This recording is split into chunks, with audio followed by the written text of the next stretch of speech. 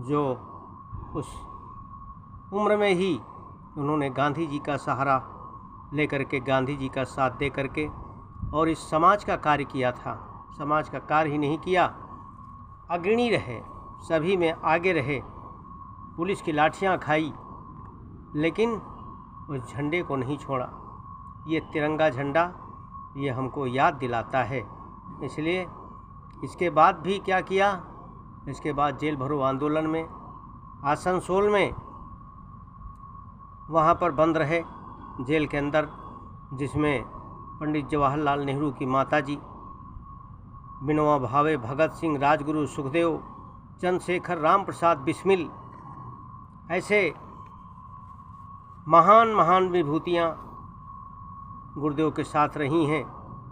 इन लोगों ने अपने जीवन की, अपने जान की परवाह नहीं की मित्रों, इस समाज के लिए लड़ गए, इस समाज के उत्थान के लिए, गांव के राष्ट्र के लिए उत्थान के लिए, एक नई दिशा देने के लिए, एक नई उमंग को, एक नई जोश को पैदा करने के लिए उन्होंने ऐसा कार्य किया।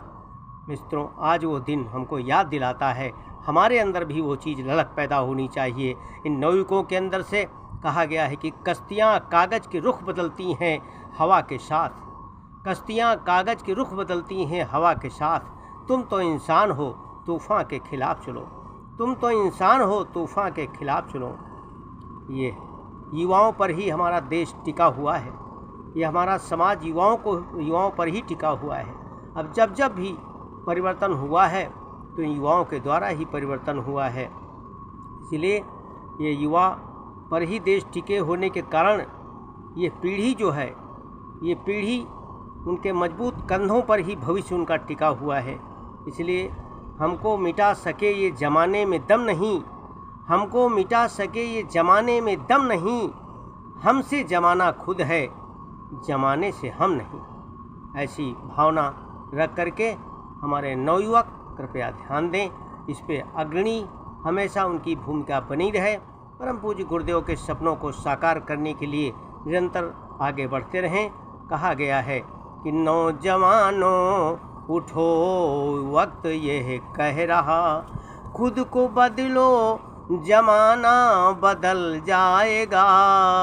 नौजवानों उठो, वक्त ये कह रहा।